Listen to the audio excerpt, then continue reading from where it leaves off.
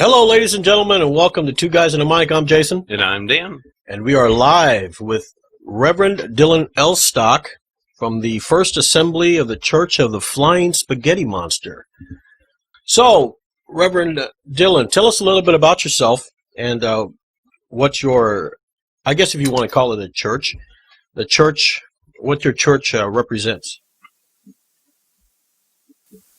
All right. Well, it's more of an online church, so to speak. Mm-hmm. We don't have any physical church to go to here in Green Bay.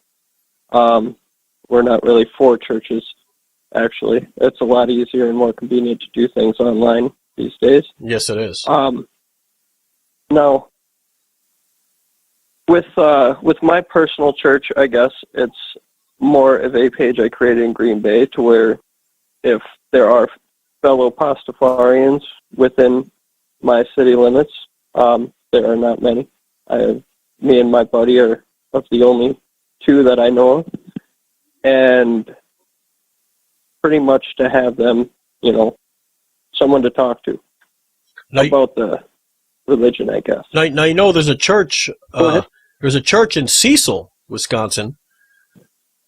That's also Flying Spaghetti Monster. Do you associate with them? Absolutely, yes. And I have tried to contact them, and I've had no luck in hearing much back from them. We tried to contact them too, and we got no response. So I'm not sure if they're disbanded and fell out of the religion, or what has exactly happened with them, or maybe they just like to keep to themselves. Either way, to each their own. Right. I'm not going to bother them too much. Tell us about your doctrines. Your doctrines. All right. So we have the Gospel of the Flying Spaghetti Monster. It explains where we came from and why we're here. Well, not really why we're here, I guess, so to speak, but what caused us to be here and the things that came into place to cause humans to exist. Just like every other religion would, you have a book explaining what happened, what was the beginning like, and all of that. We believe that the Flying Spaghetti Monster created everything in the universe, and in the beginning, he created the universe, then spent hundreds of years putting things in place to make it appear billions of years old. Okay. But in reality, the Earth and everything around it is only 5,000 years old. Okay. Now, with our religion, obviously, there are its own contradictions and things that don't quite make sense, which is, makes it a legitimate religion in my eyes. All right. And well, what would be one of those? So, can you give me an example? All right. Offhand, the idea that the Flying Spaghetti Monster created the universe and spent hundreds of years trying to persuade people that it was something different. It's a very supernatural style of explaining how something was created, yet a lot of Pastafarian culture also bases its reasonings off of science and current modern medicine. So basically, they destroy science but use science as evidence. Right. While saying science is pretty much not true. So that's one of the biggest ones that I could point out right there. But as the book says, they were put in place to test your faith. Okay. Now, did you have a Christian background at any time, or was there any religious organization you were associated with before coming onto this one? Absolutely. I've got a very colorful past with it, a little bit. I guess not so much, but when I was younger, I was raised Christian. I was pressed on to Christianity very hard, It was strongly influenced into my life, mostly from aunts, uncles, grandmother.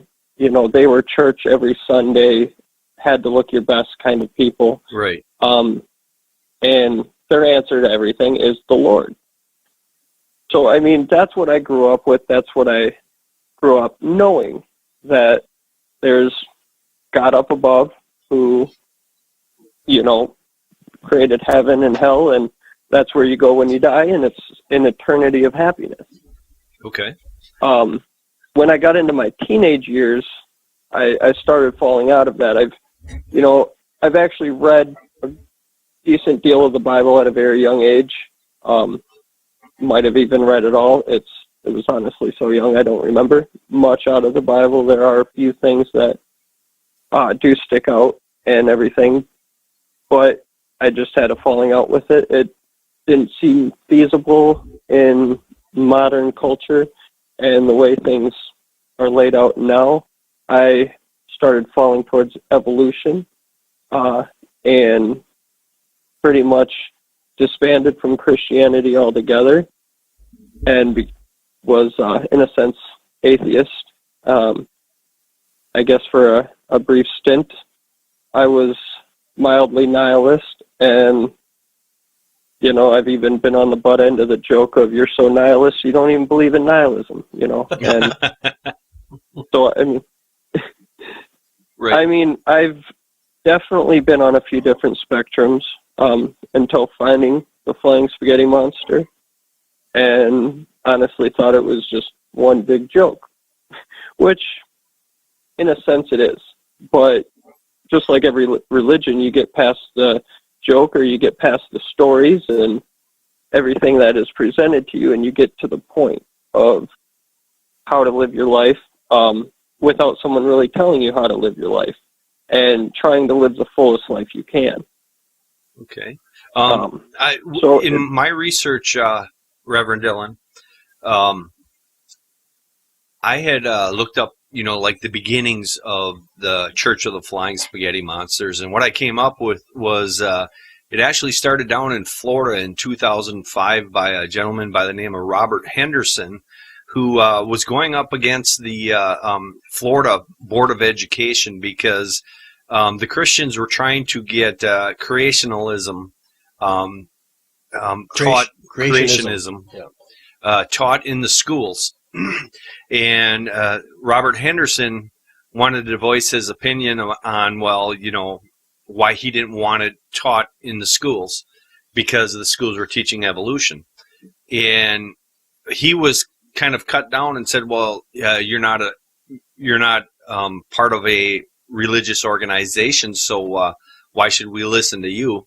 And he had said, hey, I'm starting the Flying Spaghetti Monsters. And it was actually satirical against the Christianity. And that's why he had started that. Now it is a religion. And my question for you is, Reverend Dillon, is you say that the Flying Spaghetti Monster had started creating things hundreds of years ago, thousands of years ago. What proof do people can go to see that this entity was around these many years?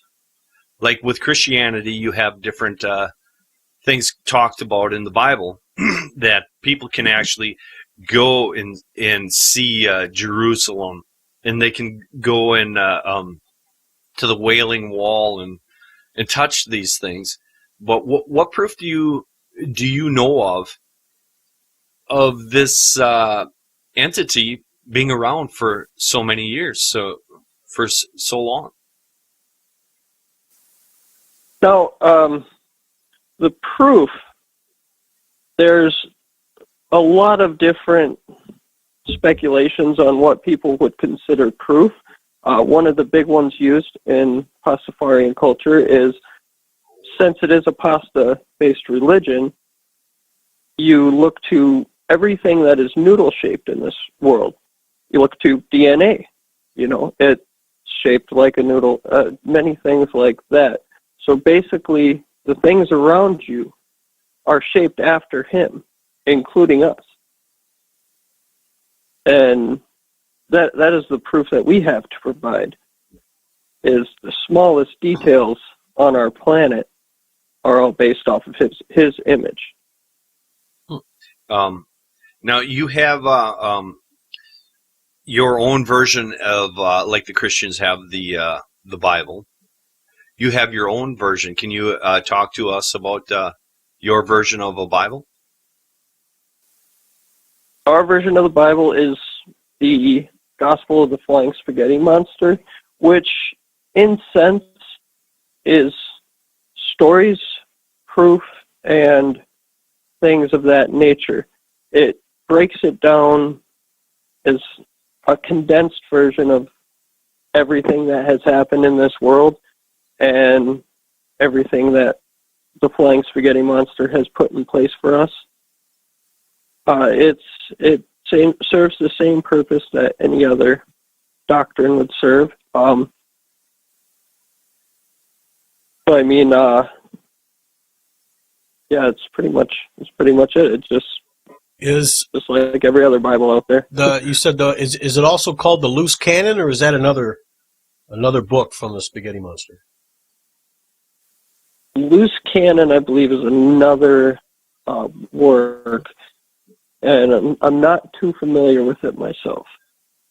Okay. I read some of it, and I found it extremely fascinating. I also was reading the 8 condiments from the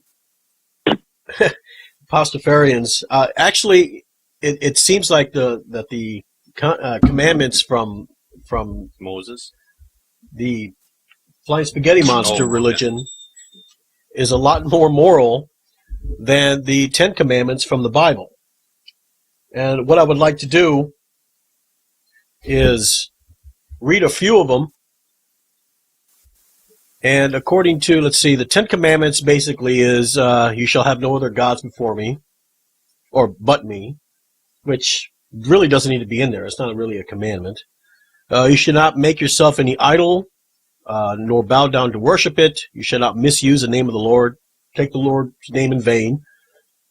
You shall remember the Sabbath day, keep it holy, respect your mother and father, don't commit murder, don't commit adultery, don't steal, that kind of stuff.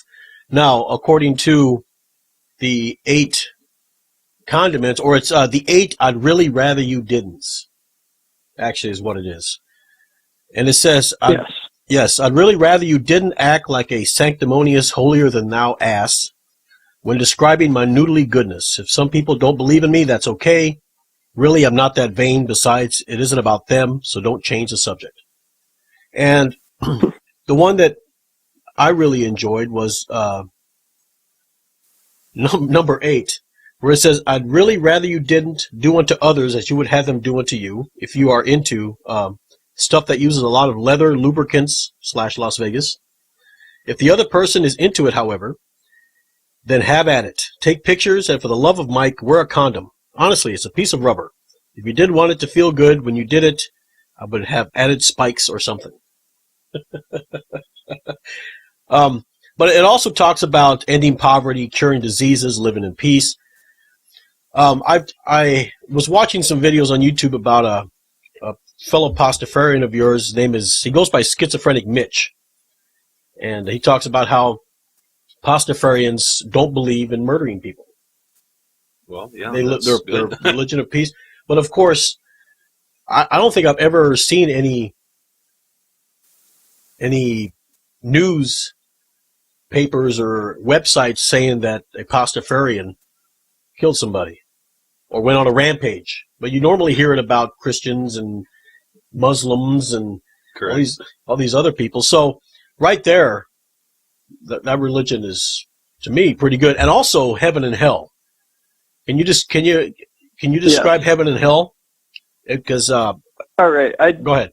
Do want to clarify that in Pastafarian culture we do not believe there is a hell. However, if there is a hell, we'd imagine it to be kind of similar to heaven, but in a bad way. We'll get back to that. So heaven is described as they have a stripper factory and a beer volcano. Yes. So, I mean, if you like strippers and beer, that right there is a good selling point. So you spend eternity drinking beer and enjoying strippers. However, hell, if there is one, we believe that it would be similar, only bad because it would be a volcano of stale beer and all of the strippers would have VD. So, but either way you look at it, you're still getting strippers. I mean, strippers it's and beer. eternity, so VD is not really on the top of my, Top of your dislike list at that point. I mean, I'm already dead. What's the worst that could happen? Just some side effects. Right. So be it. well, let me ask you this: if that's your version of heaven, what if strippers were Pastafarians? Do you think that would be their version of heaven? Well, I don't believe so, no. Now, a big key in Pastafarian religion is we believe that you don't have to have absolute faith in something to achieve spiritual enlightenment. And that hits me pretty strong because I don't believe that. I believe that to be 100% accurate, that you don't have to have full belief in something to achieve spiritual enlightenment from it, just like Pastafarian culture. I don't fully believe in everything that is written out in our Bible, nor would any Pastafarian expect me to. We are pretty open-minded people. We're always open to evidence and new ideas. So, I mean, that right there was my biggest thing with it. So I believe that you can believe heaven is different. If there is a heaven up there that you will be going to, it's pretty much going to be whatever you want it to be. Otherwise, it wouldn't be heaven. Right. That's similar to a Christian faith. But most Pastafarians prefer the strippers and beer. Let me ask you something, Reverend Dillon. I know ex-Jehovah's Witnesses, or even current Jehovah's Witnesses, there's a lot of stress and pressure.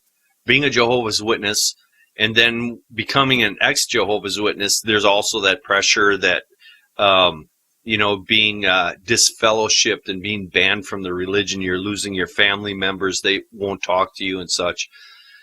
Also, living a Christian life can be stressful on some people.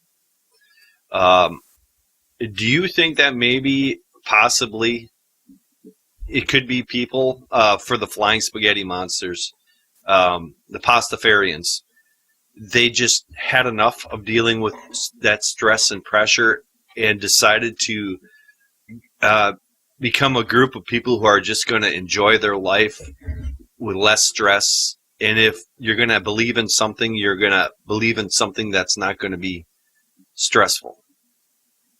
Is that possible? Absolutely. I mean, Pastafarianism, in its own sense, is the most laid-back religion, to where you're not expected to live up to certain guidelines and certain ways of living. You're just expected to live your life to what you believe its fullest and enjoyment can be. It's not meant to force you to live a certain way or try to persuade you in any way that you wouldn't want to be. It leaves you to make your own decisions, that you have the flying spaghetti monster up above and he will help guide you along the way, but the decisions are yours. So what I'm getting from this, Reverend Dillon, is that it's people who are probably fed up with the organized Christianity or whatever denomination that they might be part of, and you're going to enjoy life, you're going to have fun, but you're going to be morally, accountable for your actions, and that's what it is. It's just a release from the stress of organized religion. Exactly. Okay. Is there like And- a hierarchy, like the Catholics have a pope, and do the Church of the Flying Spaghetti Monster, do they have some sort of hierarchy also? I'd have to say it's our prophet. Bobby Henderson he is our prophet, so he'd probably be at the highest level of Pastafarian culture. He is the one and only prophet of Pastafarianism. Like one of the condiments, or I'd really rather you didn't, Mm-hmm. says, I'd stop telling people I'm talking to you. You're not that interesting. Get over yourself. Yeah. So we've had the one and only prophet. He has spread the word, and that is that. There Okay. you go. Keep it Excellent. just simple. Yeah. Straightforward. Very simple. And that's like we were discussing before. It's pretty much the laid back mentality of Pastafarian culture. Okay. So talking with Jason, in the last couple of weeks when he was getting the show put together, he had mentioned that you had said that this is a cult. Is that correct? That I have said this is a cult. Yeah. Did you say that this was a cult, or No. did you see a video that No, somebody said it was Schizophrenic Mitch on YouTube. He was saying it's a cult. Oh, okay. Not Reverend Dillon. No, Okay. no, wrong person.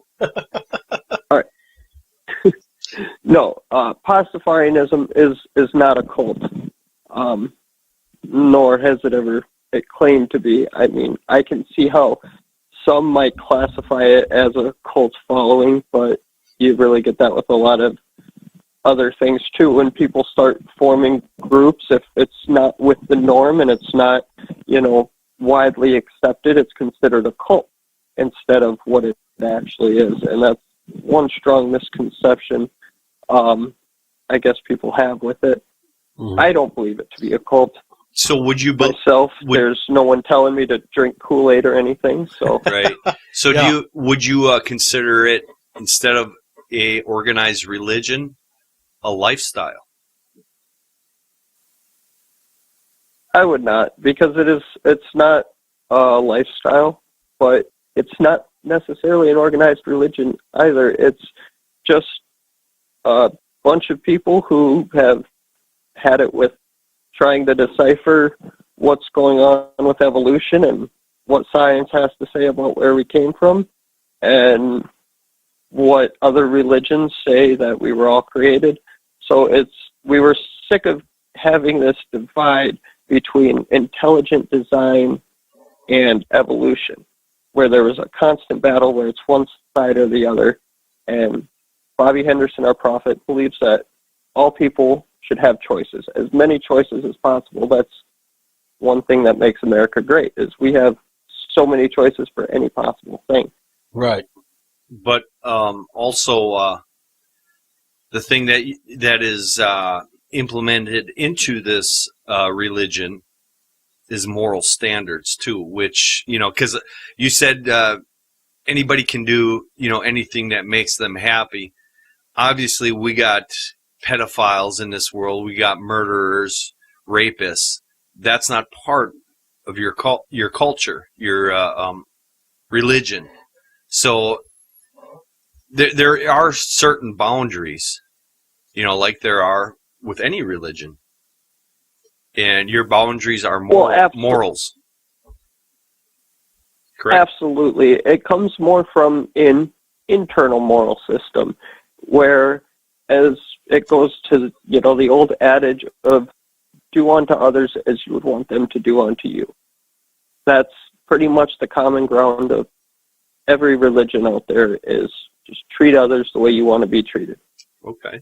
So now there's a lot of things in the news with the Pastafarians having troubles with the DMV. Can you explain what your experiences have been with this? All right. Well, I guess you could say, a fairly new Pastafarian, as I have only been following the faith for about 2.5 years. So I have not had to renew my license yet. From my understanding, that in Wisconsin, you are absolutely allowed to wear your headgear while you get a DMV picture taken. But that is something I won't find out for a couple more years when I have to renew my license. Right. So if Because, they, if they who wants to make a special trip down there? right, Right. if they say you can't, will you fight it? I will most definitely fight it to my complete capabilities, but I'm not going to throw a ton of money at it. Right, To be honest with you, I'd rather not have to hire 20 lawyers to help me Right. fight for this. I will fight to the best of my ability, and if they still tell me I cannot, then that is what it is, I suppose. And you mentioned your religious headgear. What is that? What is your headgear? That is a colander. My personal headgear is actually a colander shaped like a bowler cap with, I decorated it, some noodly appendages. Okay.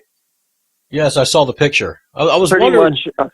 I was wondering why you were wearing a bowler hat. Like, it doesn't look like a colander, but you said it was shaped. Okay, it's a colander made into a bowler cap. Okay. Yes. And Well, I wanted it to look, representable. So if I do get my picture taken at the DMV, it's mildly respectful. Right. Now, go ahead. You have a question? just no. Go ahead. Okay. Well, so all the people that are watching, if you want to ask Reverend Dillon a question, it's 720-835-5330. The PIN number is 05800. If you want to go on the computer and talk to him, just put in uberconference.com/it's two guys and a mic, and it should connect you right away. Now, just remember, Reverend Dillon is here not to get a hard time or be made fun of or sworn at or whatever. Be respectful.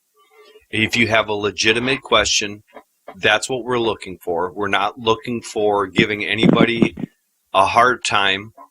If you have comments, please ask. Give us a comment, but make it respectful. Now, of course, as far as street preaching is concerned, Reverend Dillon, do you do a lot of street preaching, or every once in a while? Not a lot. I did some in my free time when I broke my hand last summer, and there are a few pictures of me out there fighting the good fight. Basically, what urged me to do that was not really to spread Pastafarian culture, so to speak. That was not my entire intention, I guess. It was partial intention.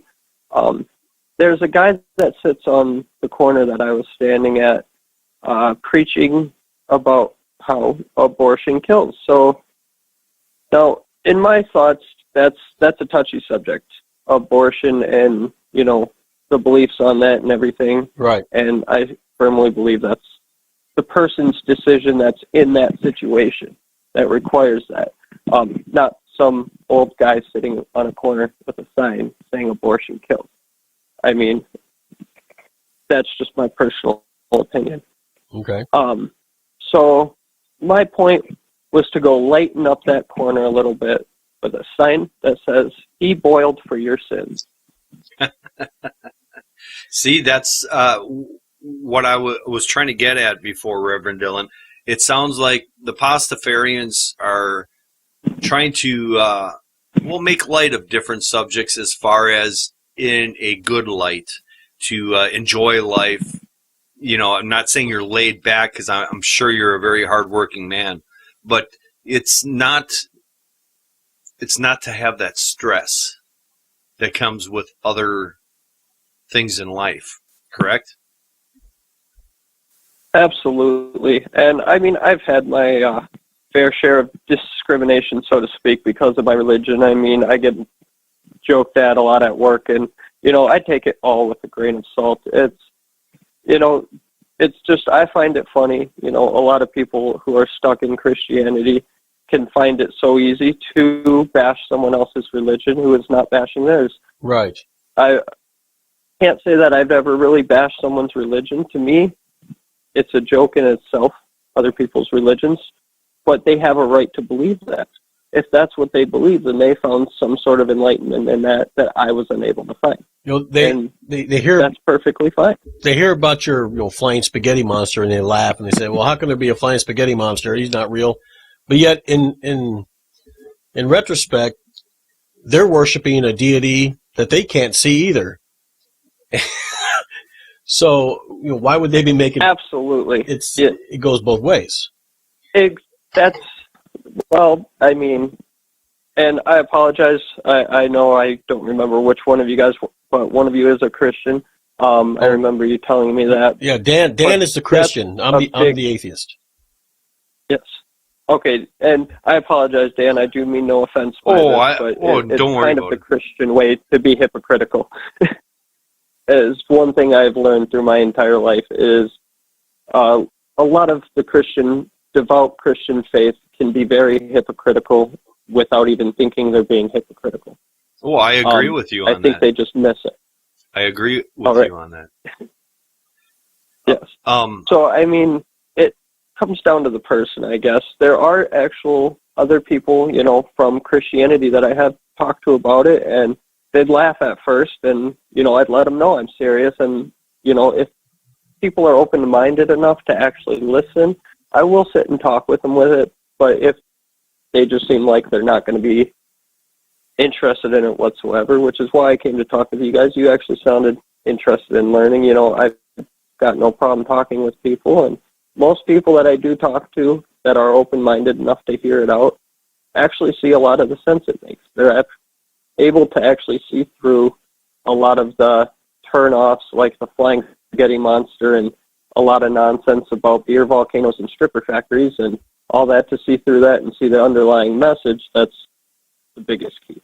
Well, my thinking, Reverend Dillon, is the reason why we're doing this series called Religions of the World is it started out, we were doing testimonies of ex-Jehovah's Witnesses, and there are a lot of them. But the thing is, a lot of people, when they leave an organized religion, they're still searching. There's something missing in their lives. And we're giving people opportunities to see the different religions of this world. And if it helps them to decide to go to one of them, well, by all means, I'm glad we did something for them. It's we're not against anybody. I have my belief system. Jason has his, and even though I'm right and he wants to live wrong, no, just kidding. That was the reason for the Religions of the World series. If you're seeking and you're out there, we're going to give you different options you can go with. Right. And it's all up to the individual. It's not up to us. And even though I'm an atheist, I'm not one of those militant atheists that, if we have somebody on the show, I start bashing them and tell them they're wrong. I just ask them questions, and I'm respectful. And, if they want to have their religion, let them have their religion. I mean, it's just... Right. It's, it's one of those things. You just live and let live. The thing that I've seen, too, is as a Christian, Jason is right. He's what I would consider a good atheist. He doesn't bash me. He questions me, and he'll give me questions that'll make me want to think. But he's not one of these that pushes his atheism on me. He lets me live my life, and he lives his. And with Reverend Dillon, you live your life the way you see fit. Just want to remind everybody out there, if you want to be online or on the show, don't forget to call the number 720-835-5330. The PIN number is 05800. And if you have a question for Reverend Dillon, you would like to ask him, by all means, give us a call. Now, Reverend Dillon, what is it with the pirate suits, the pirate costumes that you wear? Aren't you supposed to be wearing the pirate costume when you're out street preaching? No, I'm personally and I'm sure this is going to be hard for a lot of Pastafarians to hear. I'm not as into the pirates as a lot of other Pastafarians are. So, I mean, they are a huge part of our culture and everything. However, I, dabble, and I will take aspects of it. I curse like a sailor, so I've got that going for me. But the pirates were believed to be first humans, first man on Earth. We sailed the seas. We were fun-loving humans. They're misconstrued nowadays as, bloodthirsty, raping and pillaging, and that's not the case at all. They were very fun-loving. They liked to drink. They liked their wenches, and they loved sailing out in the water. And they believe that the fewer pirates we've had in this world coincides completely with global warming, and those two go hand in hand, that the less pirates there have been in the world, the more global warming we've had and all of that. So it does mix in with science right there a little bit, and it is very accurate. There's graphs you can actually look and see that as pirates declined, global warming has rose, and it's undebatable. But no, me personally, I'm not into the pirates. Okay. Well, I've seen some the women dressed up in pirate suits. Pretty hot, by the way. Yeah, that's what I was just going to say. I know they're not Pastafarians, but the wench suit is okay too, I guess. Suit. Yeah, I mean, I can definitely dig on the wench suit. That's for sure. Once again, I want to do the phone number for everybody, 720-835-5330, PIN number 05800.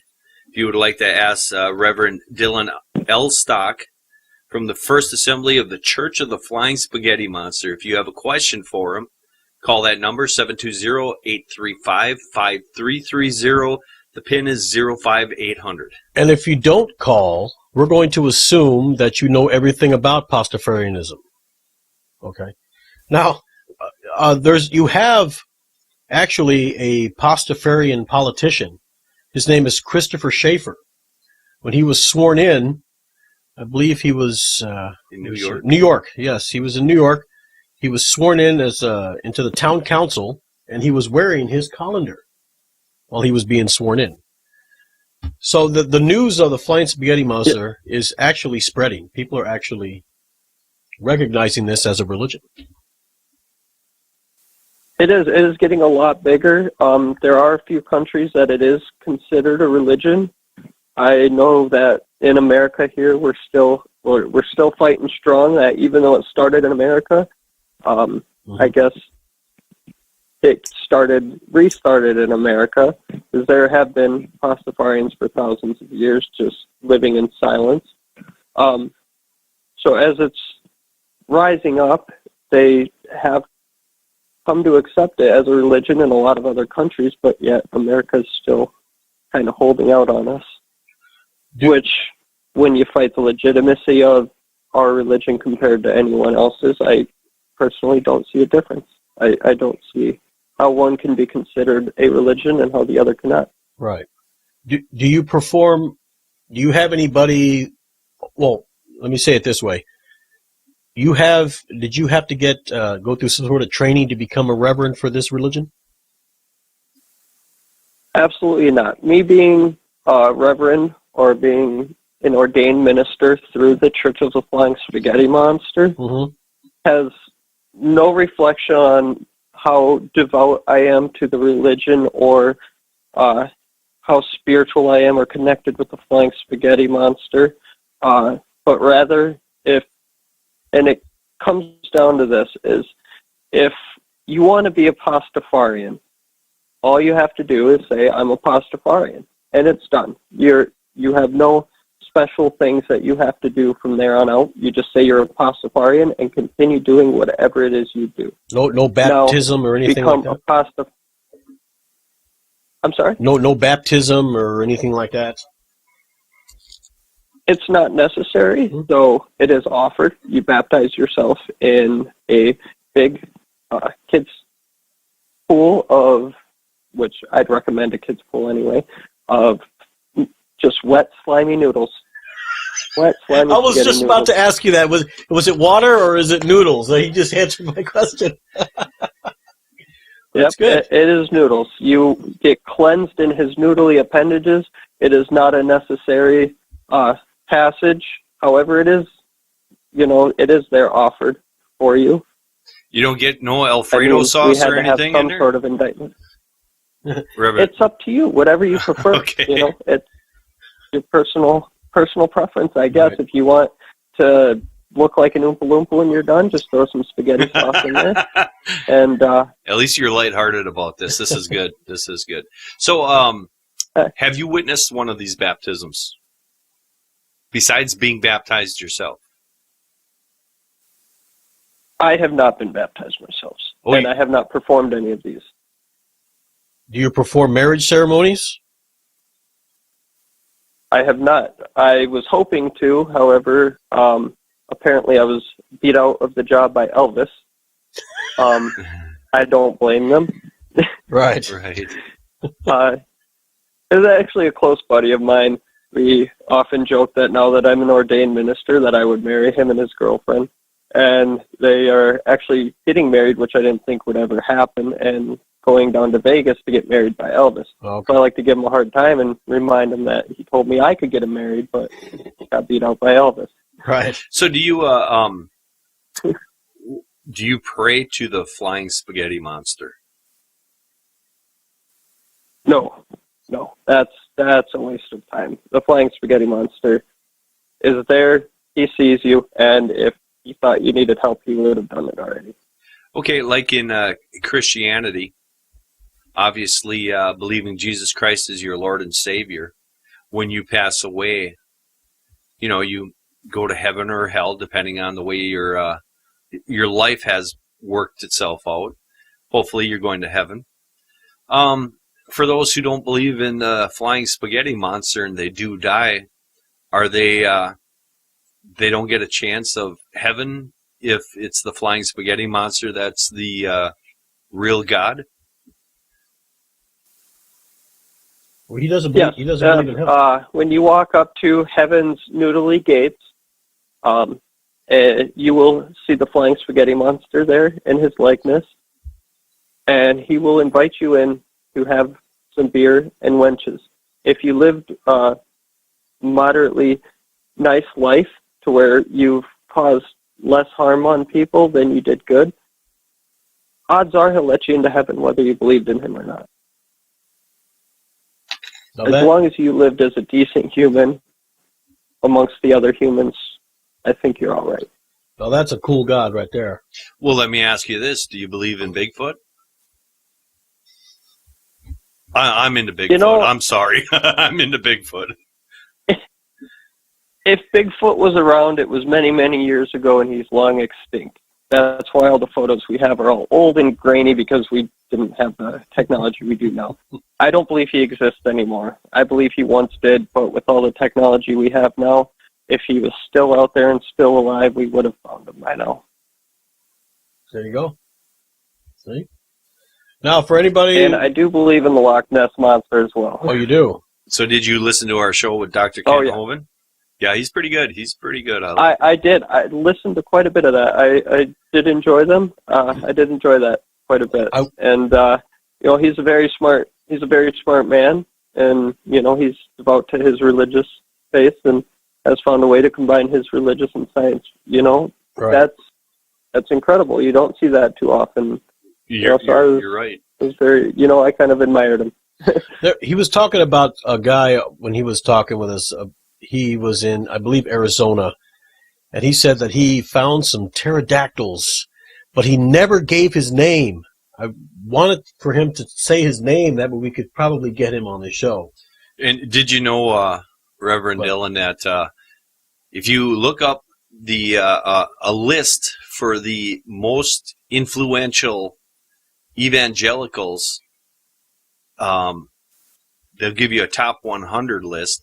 And some of these people who are on that list, I mean, we're talking over 100 years ago. They're on this list. Dr. Kent Hovind is ranked 13th. So it was a pretty big deal having him on the show. Yeah, that is incredible. Hopefully we can have him on again. But yeah, I did listen to that one. Yeah. And that reminds me too. I will definitely listen to it if you do.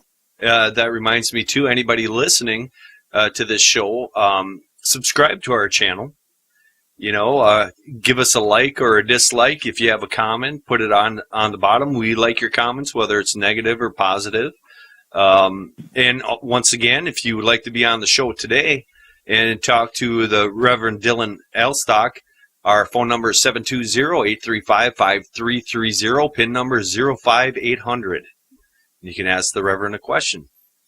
Now we have, we're trying to get a show in the works called The Power of Prayer. We're trying to round up a bunch of pastors and ministers. And I think this would be something that maybe Reverend Dillon could do, but if not, that would be okay, since you don't pray to the flying spaghetti monster anyway. So yeah, we don't really pray to the flying spaghetti monster, so I'm not sure what kind of help I can provide for you there. Understandable. But if there's any preachers or pastors out there, just email us at it's2guysanamic@gmail.com, and we're trying to get it in the works. It's not in the works yet, but we are planning. It's in the planning stages right now. So. And also, one more time, I would like to say next week we'll have Elder Bob Corshane from Meadowbrook Church in Howard, Wisconsin.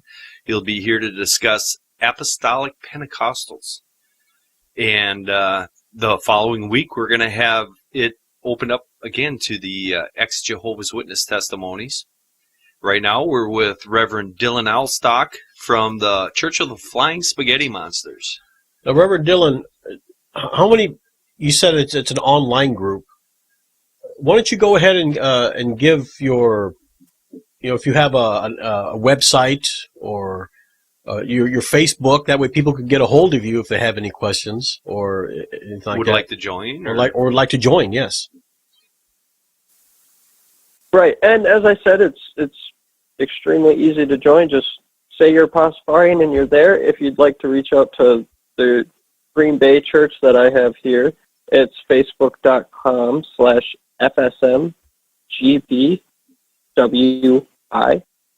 And you can contact me straight through there. But if you go to Venganza, VENGANZA.com, that is the official website of the Flying Spaghetti Monster. It will have everything you need on there. That is directed by Bobby Henderson himself and shares a lot of updates on charitable events that Pastafarians are doing, and it's even got a meter at the side of the screen that shows how much money that Pastafarians have actually accumulated to help out organizations and other people. Because a big thing in our church is don't use the money. Any money you might get as a Pastafarian from followers is not to be used for multi-million-dollar churches, nor is it for anything that is completely unnecessary. They'd recommend the money go to, charities, people who are in need, or lowering the cost of cable. I definitely agree with the last one, lowering the cost of cable, because that is pretty expensive. So you had mentioned, Absolutely, Reverend, that right now you don't actually have a physical church, a building where a lot of the followers can go to. Let me ask you this. If you did, and you had a lot of followers, and you had a service, you conducted a service, how would you want it to go? How, would you have music? Would you have, what is that called when they have the bread and the wine? Communion? Communion.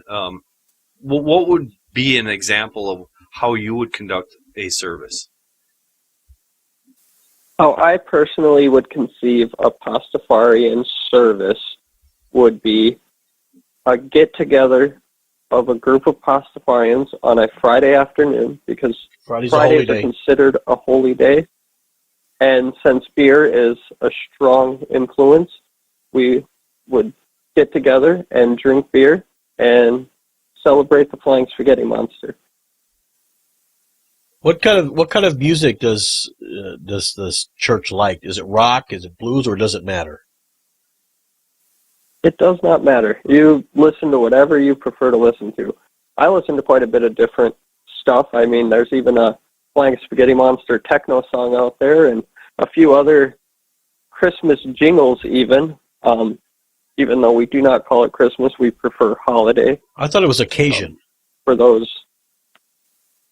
Well, it's open to interpretation, I suppose. Okay. But it's widely accepted to be holiday, just as more of a preference to not offend anybody. Right. It is a holiday, whichever holiday you prefer to celebrate at that time of year.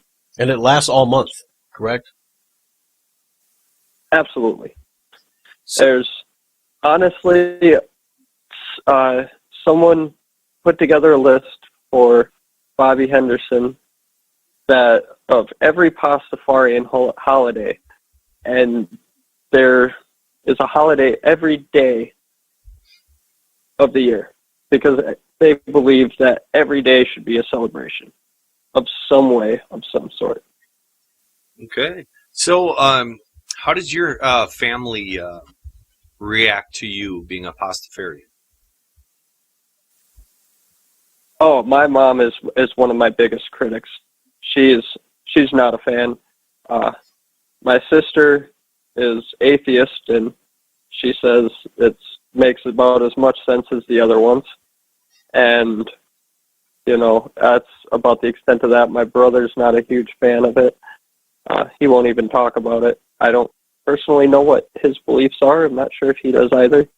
And me and my other sister have not talked about it much, so it hasn't had much of an effect on my family life, other than with my mom, who just ignores it and thinks that I'm living Christian and righteous and I'll go to heaven with her. So do you feel that maybe you could have turned to this religion because you are seeking something and you're just looking for what would be the most fun? In a way, yes. I'd say that I pretty much looked at it this way, is right there in the Bible, on anything you look at Pastafarian related, we have what's called a God-back guarantee. And that states, try this religion for 30 days. If you do not like it, your old God will most likely take you back. Okay. So I tried it for 30 days. I said, you know what? As an atheist, I said, I'm a Pastafarian. And I stuck with it since. And even so much that I got ordained as a minister and haven't looked back since. I mean, at first, I guess I did join it as a joke, and that's kind of just become my religion, and I don't let it overwhelm me or overtake my personality in any way, but it is what I identify as, if anyone asks. Has your personality changed at all? Because you know there are a lot of hateful people out there who are going to poke fun at you. How has that changed your way of dealing with people? It hasn't changed it one bit. You know, I get angry just like everyone else. I get sad just like everyone else. So, I mean, emotions are emotions. So if I am angry, I don't feel like I have to be less angry because I'm an ordained minister and I'm held to a higher standard or anything. So, I mean, it hasn't really changed the way that I have myself, I guess. Okay. Handle myself. We got roughly 5 minutes left. We're going to give everyone else another chance yet to go online or call on their phones, 720-835-5330. PIN number 05800. We are talking to the Reverend Dillon Ailstock from the First Assembly of the Church of the Flying Spaghetti Monster. You have a question for him. Now's the time to come on because we're just less than 5 minutes left. And of course, we're going to be putting all his information in the description below. Once this is done, I'm going to edit it, put his picture on, And we're going to put it in the description, so if you have any questions later on, you can ask him by going to his Facebook, or can they reach you through that website? What's the name of it? The one that Henderson has. Can they reach you directly through that, or? They cannot reach me directly, no. Okay. Venganza is basically a platform to search recent Pastafarian news and other things. You can purchase the Bible there. It's all directed through Bobby Henderson, so that's pretty much a good intro into Pastafarian life. If you do want to get a hold of me personally, then you can message me on Facebook at Flying Spaghetti Monster, Green Bay, with First Assembly of the Church of the Flying Spaghetti Monster, Green Bay. Like I said, we're going to put it in the description below for you. So let me ask you, absolutely, Reverend Dillon. I'm being serious. Do you believe in Jesus Christ as your Lord and Savior? Jesus Christ. Yeah, that's what I just said. Come on now. You know, it's kind of funny to me. I mean, just it's my grandma I was just talking to last week, who said, it's just something about Jesus being your Lord and Savior and everything like that. And she's at older age, and I try not to argue her or disappoint her in any way. So I don't claim to be Christian. I just told her that I found a religion, and she's like, well, as long as you know that Jesus is your Lord and Savior, then it doesn't matter what you believe in after that. And that's kind of what she said, and I laughed at it a little bit as, I don't see that. I don't see that a guy who could perform some magic tricks is, my Lord or Savior. I'm my own Lord and Savior, I guess. Well, Jason had made a comment a few weeks back about some gentleman saying, well, what was that comment about? Where, well, if you don't believe it, what do you lose? Oh, Pascal's wager. Pascal's wager. Pascal's wager. If you believe it, then you're going to go to heaven. And if you don't believe it, well, you really don't lose anything. Wait, no, hold on. Pascal's wager. You should. See, now you got me all flustered now. I'm trying to figure that one out. Oh, Pascal's wager is, if you believe in it, you've got nothing to worry about because you're going to go to heaven. You know what I mean? So even if, just look it up online, people. You can see it there. Just look up Pascal's wager. Yeah, I think I got him this I time. had it, and it just escaped me right there. So, but we got about 45 seconds left. Reverend Dillon, we want to thank you for being on the show with us.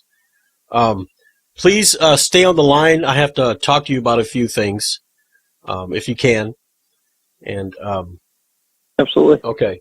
So, you have anything else for Reverend Dillon? No, thank you for coming on the show. I know it probably was a little hard for you, not knowing what was going to happen, and I hope you feel like we showed you good respect, and, I appreciate your time. Absolutely. I appreciate you guys having me on. It's definitely always good to talk about it, I guess.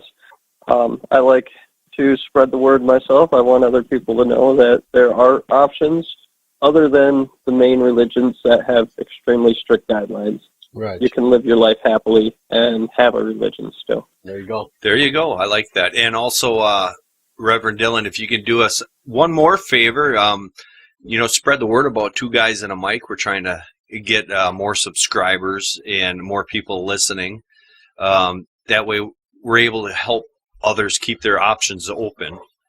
So, Right, if you subscribe to our channel, then you get the alerts when we're having a live show. Basically, the live show is on Sundays at 3 o'clock. It's pretty much the norm right there. So, yeah, let's wrap her up. All right, so Reverend Dillon, please stay on the line. We want to say, like I said, next week, Elder Bob Corshane will be here about talking about apostolic Pentecostalism. Yep. And, of course, the week after that, on the 22nd, we will have ex-Jehovah's Witness testimonies again. And if any ex-Jehovah's Witnesses are listening, please, like I said, subscribe. That way you can get the alert and you can be on the show. So, for Two Guys on a Mic, I'm Jason. And I'm Dan.